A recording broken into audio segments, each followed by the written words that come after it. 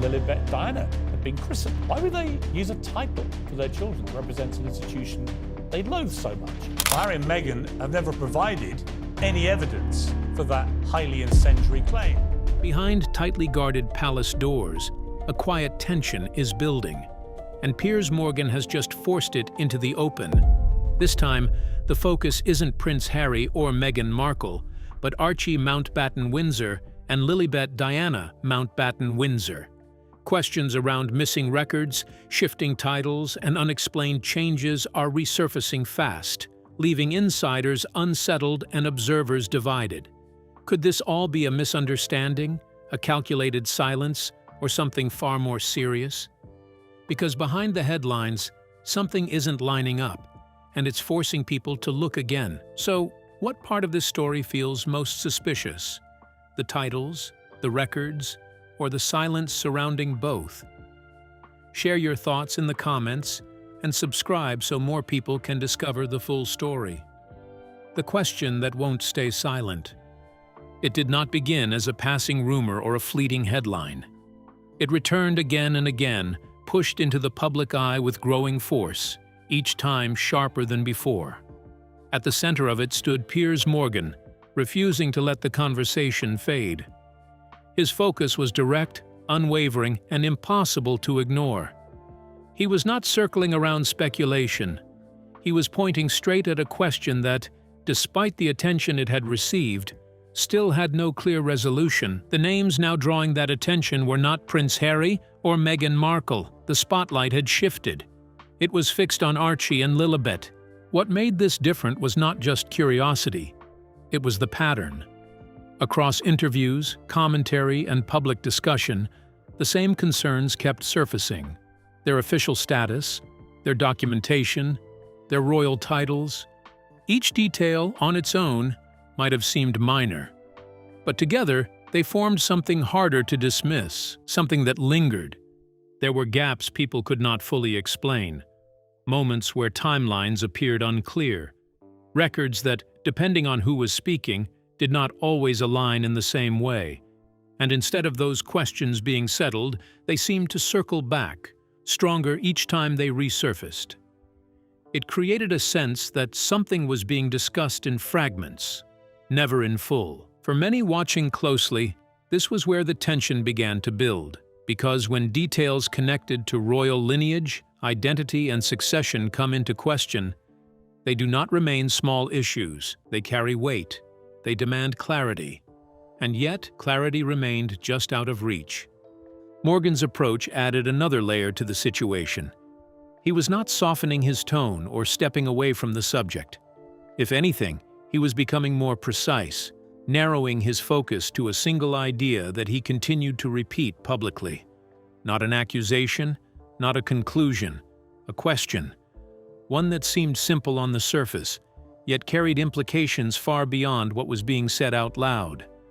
Around that question, reactions began to take shape. Some dismissed it as unnecessary scrutiny. Others saw it as something that needed to be addressed openly. But even among those who disagreed, there was a shared recognition of one thing. The question itself was not going away. Behind the scenes, the atmosphere was described as increasingly tense. Reports hinted at pressure building quietly, away from public statements and official responses. No direct confirmations, no detailed explanations. Just a growing awareness that attention was not fading, and that silence was beginning to speak just as loudly as words. And that is what made the situation so difficult to ignore. Because when a question continues to return, unchanged, unanswered, and increasingly visible, it begins to take on a different kind of presence. It stops being just a topic of discussion. It becomes something people wait to see resolved. But that resolution had not come. And with every moment that passed, the same question remained, hanging in place, pressing harder than before, still without a clear response. Each time the same question resurfaces, louder and harder to ignore, it transforms from speculation into something far more serious, something unresolved and waiting. Why does it remain unanswered despite growing attention? and what is preventing a clear response from finally emerging. Stay glued. A royal identity under question. As the unanswered questions continued to build, attention began to shift in a new direction, one that felt impossible to ignore. It was no longer only about records or missing clarity. It was about something far more visible, something the public could see every day: the titles. At the center of this growing tension stood Prince Harry and Meghan Markle, a couple who had made a very public decision to step away from royal duties and distance themselves from the institution they once represented. Their departure had been framed as a break from pressure, from scrutiny, and from a system they had openly criticized. Yet even after that separation, the royal identity did not fade. It remained deeply woven into everything they did, shaping how they were seen and how they operated on the global stage. The title Duke and Duchess of Sussex did not disappear quietly. It followed them into every new chapter. It appeared in official statements, in global media coverage, and in major business ventures. It became part of a powerful public identity that extended far beyond the United Kingdom, reaching into the United States and across international audiences. High-profile projects, including large-scale streaming deals, carried that same royal association, linking their image directly back to the institution they had chosen to leave. For many watching closely, this contrast was difficult to ignore. On one side, there were strong criticisms of the monarchy, expressed in interviews and widely broadcast discussions. Those criticisms were clear, emotional, and repeated. On the other side, there was a continued and highly visible use of royal titles that carried influence, recognition, and undeniable value. These two realities existed at the same time, moving side by side, creating a tension that felt increasingly difficult to explain. Then the focus shifted again, this time toward Archie and Lilibet. The decision to use prince and princess titles for the children added another layer of complexity to an already intense situation. These were not ordinary labels. They were titles tied to tradition, to history, and to a life defined by royal duty and public expectation. Yet Archie and Lilibet were being raised far from that structure, in Montecito, California, living a life that stood in clear contrast to the environment those titles were originally designed for. This contrast intensified the conversation even further. Observers began to look more closely, asking what those titles truly represented in this context. Were they simply symbolic, reflecting lineage and heritage without obligation? Or were they becoming part of something more modern, more strategic, and perhaps more calculated? A tool that connected identity, influence, and opportunity in ways that extended beyond tradition. Public reaction did not remain quiet. Across media platforms, discussions grew louder and more divided. Some voices expressed confusion, trying to understand how both positions could exist without contradiction. Others were more direct, describing the situation as inconsistent, even hypocritical. The debate expanded rapidly, pulling in perspectives from commentators, analysts, and the general public, yet all of them circled back to the same unresolved point. And as that debate continued to grow, so did the pressure. Because the more visible those titles became, the more they seemed to carry weight beyond tradition alone. They were no longer just markers of heritage. They were becoming central to a much larger question, one that connected directly back to everything already being discussed, everything already being examined. And that question, quietly but persistently, remained at the center of it all. What exactly were those titles protecting? Pressure didn't just rise, it tightened around every detail, every title, every unanswered gap. As visibility grew, those titles began to feel less like tradition and more like shields. But if they are shielding something, then what truth are they quietly keeping out of sight? Let's unravel the details.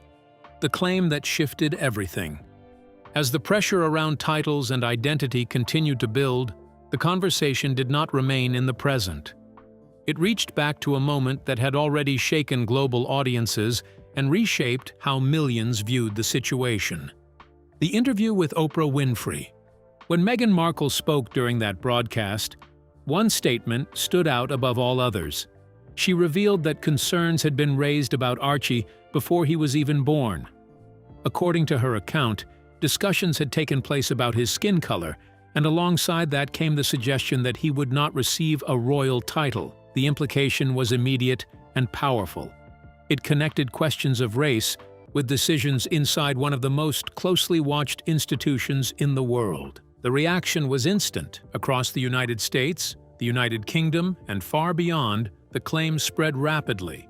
It was repeated, analyzed, and debated on a scale that few royal discussions had ever reached. For many, it reshaped the narrative entirely. It was no longer just about stepping away from royal duties or disagreements within the family.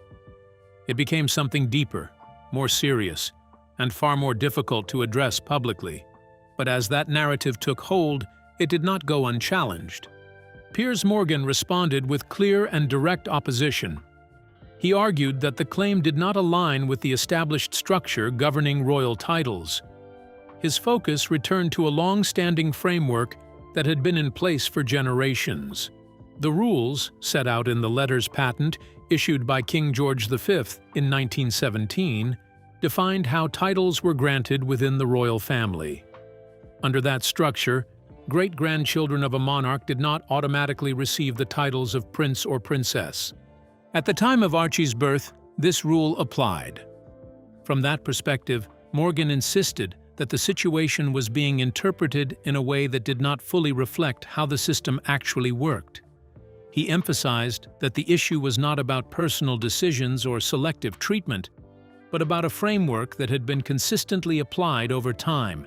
His stance was firm, and he repeated it across multiple platforms, pushing back against a claim that had already reached millions. The divide between these two perspectives only deepened the tension.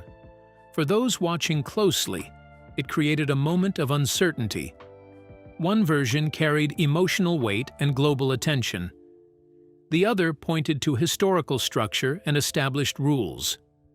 Both existed side by side, with no single explanation fully settling the debate. And that was where the impact truly began to expand. Because once that claim had been made and widely accepted in many parts of the world, it opened the door to something else. It encouraged people to look more closely, to revisit earlier details, and to question how other aspects of the story had been handled. What had once been isolated concerns started to connect. And as those connections formed, the focus moved beyond a single interview, drawing attention back to the very details that had never been fully explained. That moment did more than shock the world. It quietly unlocked a trail of overlooked details, pulling scattered questions into one unfolding pattern. As past inconsistencies began aligning, a deeper mystery emerged. Were these gaps accidental, or has something critical been carefully left unresolved all along? Stay with us. The detail that refused to settle.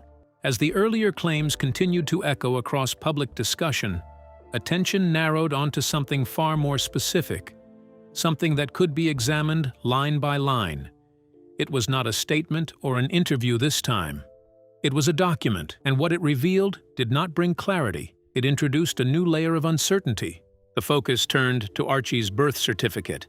At first glance, it appeared routine, one of many official records tied to royal history. But as details emerged, a change stood out. The original registration listed Meghan Markle by her full name, Rachel Meghan Markle, alongside her royal title.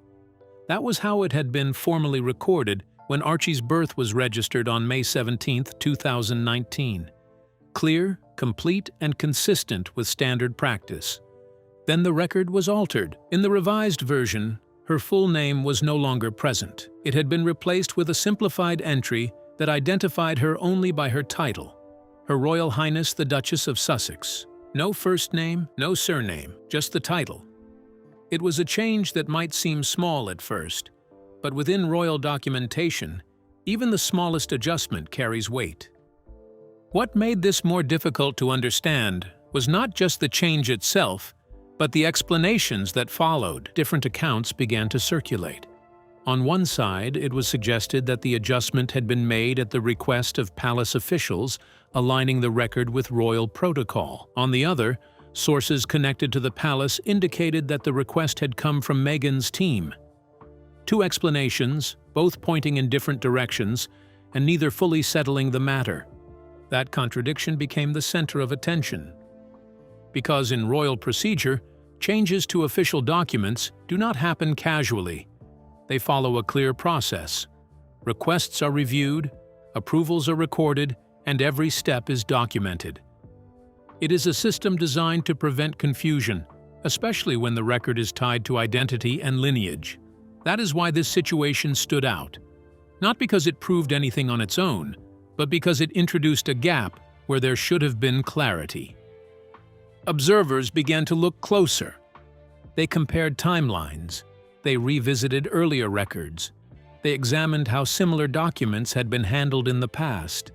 And the more closely they looked, the more the same question returned, not as an accusation, but as a point of concern that had yet to be resolved. There was no clear statement that aligned every detail, no single explanation that connected both sides of the story. Just a revised document, a set of conflicting accounts, and a growing sense that something about the process remained unclear. And that is what kept the conversation moving, because when a change is made within a system known for precision, and when the reasons behind that change do not fully align, it does not disappear quietly. It draws attention, it invites scrutiny, and it leaves one lingering thought that continues to surface with increasing urgency. If everything followed the expected process, why does the explanation still feel incomplete?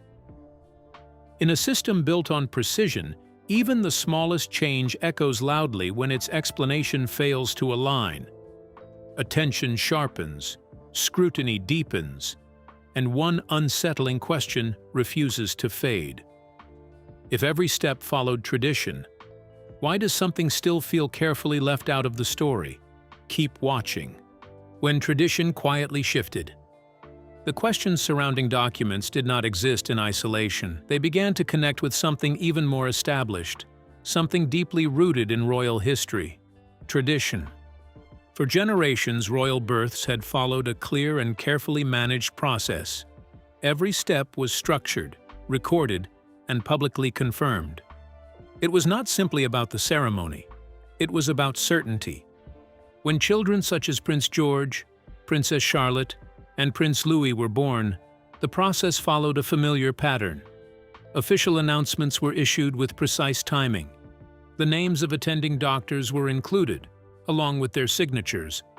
Details such as birth time and weight were clearly stated. A formal notice was placed outside Buckingham Palace, continuing a tradition that had been in place since 1837. Each element served a purpose. It provided transparency. It confirmed legitimacy. It ensured that there were no unanswered questions. Then attention returned to Archie. From the beginning, the process surrounding his birth did not fully match that established pattern. The public announcement came after the birth had already taken place, which immediately created a gap in the timeline. For a period, there was no detailed confirmation from medical professionals that matched what had been seen in previous royal births. Most notably, the announcement did not include signed verification from the attending doctors. In royal tradition, those signatures are more than formalities. They serve as official confirmation within the record. That absence did not go unnoticed. For some, it was a minor difference. For others, it became another detail that added to the broader sense of inconsistency. It was not about drawing conclusions. It was about recognizing that the process had changed in ways that had not been clearly explained. Then the focus shifted to Lilibet. Her birth introduced an entirely different context. She was born in California, far from the United Kingdom and outside the traditional royal framework. The announcement was handled privately by Harry and Meghan's team. There were no UK-based royal doctors involved. No formal palace bulletin displayed outside Buckingham Palace.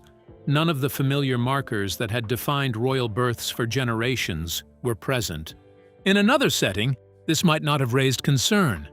But Lilibet's position carried a unique significance. As a child connected to the royal line of succession, her birth was not viewed in the same way as that of a private citizen. The expectations were different, the level of scrutiny was higher, and the absence of traditional procedures drew attention more quickly. Observers began to compare both situations side by side. Archie's birth, with its delayed announcement and missing medical signatures. Lilibet's birth, conducted entirely outside the royal system in California. Each case reflected a departure from what had long been considered standard practice. Together, they formed a pattern that was difficult to ignore. And as that pattern became clearer, the conversation moved beyond individual details. Because when tradition shifts without clear explanation, especially in matters tied to identity and succession, it does not remain a quiet change. It raises questions about how those changes fit within the structure that has defined the monarchy for generations. Traditions built over generations do not quietly change without consequence, especially when identity and succession are involved. So why is a silent review unfolding behind palace walls? And what could it reveal about the structure everyone believed was unshakable? The quiet review no one can see. As the pattern of changes and departures from tradition became harder to ignore, attention began to shift away from public discussion and toward what might be happening behind closed doors. The tone changed. It was no longer only about what had been said or shown. It was about what was being examined in silence. Reports started to surface suggesting that advisors within Buckingham Palace had begun what was described as an internal verification review. Not a public inquiry, not a formal announcement, something far more controlled. The focus of that review was said to center on records, documentation, and how every detail aligned with established royal procedures. This was where the weight of the situation deepened, because when it comes to the monarchy, documentation is not treated lightly. Birth records, official entries, and verified details form the foundation of identity and position within the royal structure. Any effort to revisit or review those elements signals that something requires closer attention. It does not happen without purpose. The names at the center of this quiet scrutiny remained the same: Archie and Lilibet. According to ongoing reports, the review was not limited to a single document or a single moment. It extended across multiple points, examining how each piece of information connected and whether it aligned with long-standing expectations. The goal was not publicly defined, but the implication was clear. Consistency mattered, accuracy mattered, and any gap, no matter how small, could carry significance. As this possibility took shape, discussions began to turn toward what could come next. Several paths were being considered, each one carrying its own level of impact. The first was described as a silent freeze. In this scenario, titles would technically remain in place, but their presence would gradually fade. Fewer references, less visibility, a quiet shift that would not require a formal announcement, yet would still change how those titles were perceived over time. The second possibility was a quiet reclassification. This approach would move more subtly, adjusting how names and titles appeared within official records. Without dramatic headlines, the change would slowly position Archie and Lilibet outside the core working structure of the monarchy, placing them into a more private category. Then there was the third option, the most direct of all: full removal. This would involve a clear decision from the Crown, exercised without extended public debate. No gradual transition, no partial adjustment, a definitive move designed to protect the structure of the institution above everything else.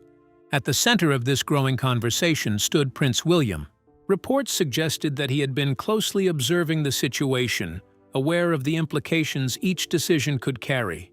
Unlike public figures who speak through interviews or statements, his role was defined by responsibility to the future of the monarchy. That responsibility demanded a different kind of approach, one guided not by emotion, but by the long-term stability of the institution itself. And that is what made this moment feel different. Because if decisions were being considered at this level, they would not be driven by public reaction or personal opinion. They would be shaped by a system that has always placed the preservation of the crown above all else, and within that system, silence often speaks before action follows.